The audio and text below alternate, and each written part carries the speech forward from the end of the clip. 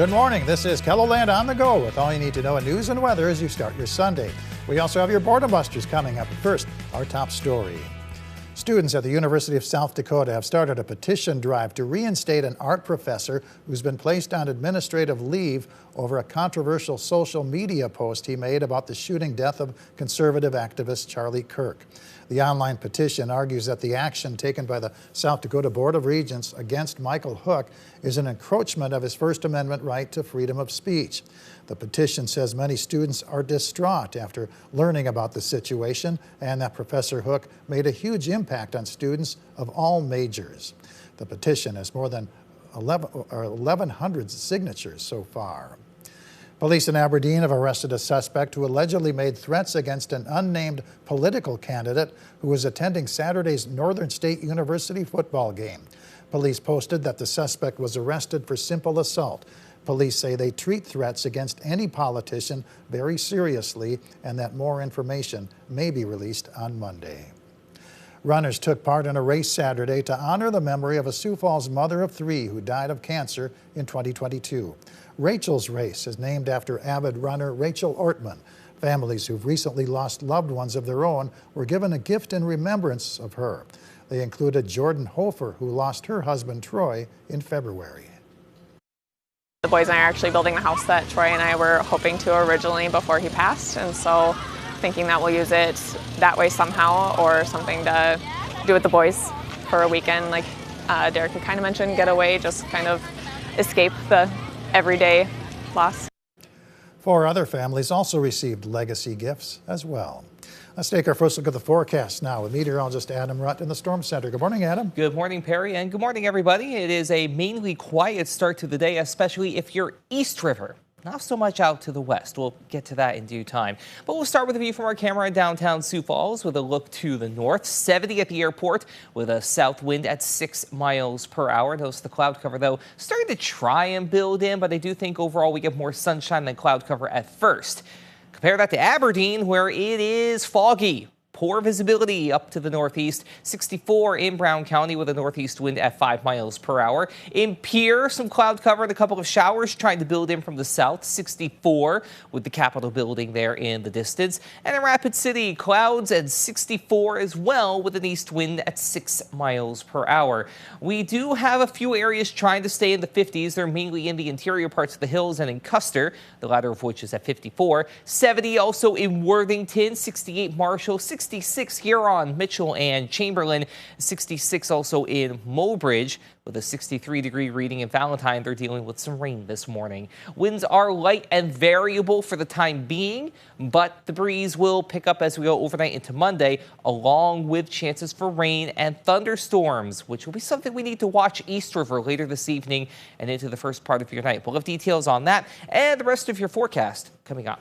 All right, thank you very much, Adam. If you're a history buff, there's a podcast you might be interested in. Lori Kent hosts the Local Lou podcast, breaking down Sioux Falls history. She likes to make her content understandable for an audience of all ages. History doesn't have to be for the retired. It can be for a 12-year-old.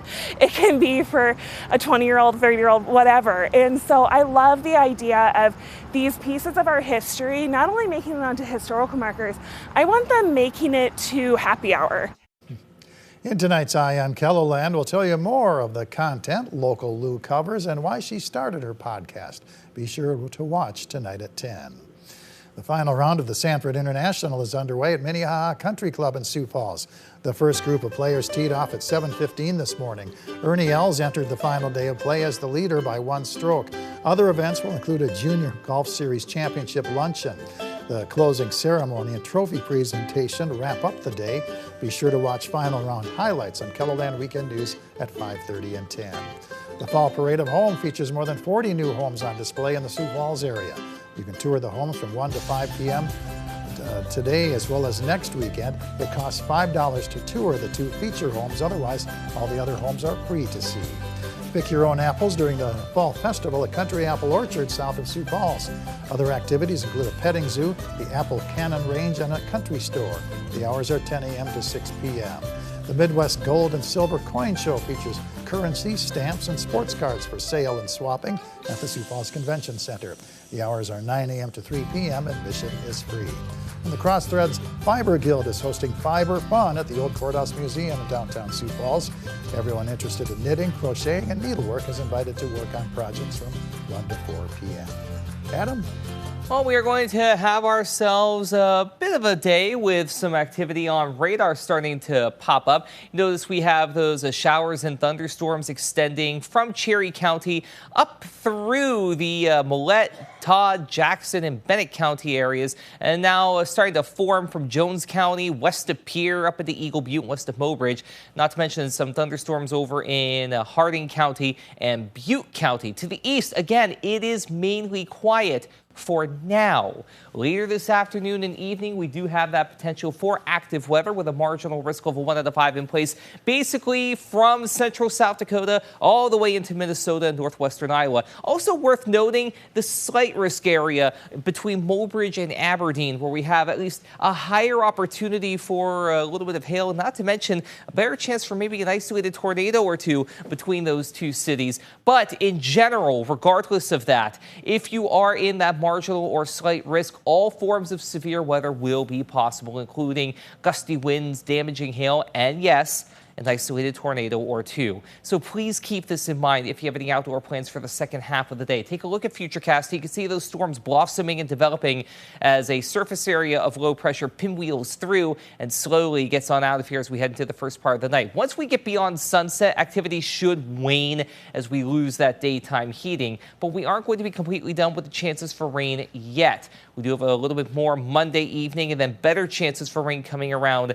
later in the week. Today, we're looking at 70s with a couple of 60s West River, where cloud cover and rain will be more prevalent. Where we are drier at first, we warm up near and east of the James River, 80s to near 90. But we'll have those evening thunderstorms that will spill over into the first part of the night. Lows will drop into the 60s in central and eastern KELOLAND, 50s out to the west, with the rest of your 7-day forecast staying warm through Tuesday in Sioux Falls. But then we come back down and get close to average as we head toward the end of the week and then the final weekend of summer. Along the way, we do have better chances for rain coming around by Wednesday and Thursday, and to a lesser extent Friday. But I don't want to overlook today, especially the second half of the day and into the night for Sioux Falls and Aberdeen, as we do have that threat for stronger thunderstorms. Another good chance for rain comes around Wednesday and Thursday as we fall from the 80s to the mid-70s, then low 70s as we head toward the end of the week. In Pierre, 76 today with showers and a couple of thunderstorms.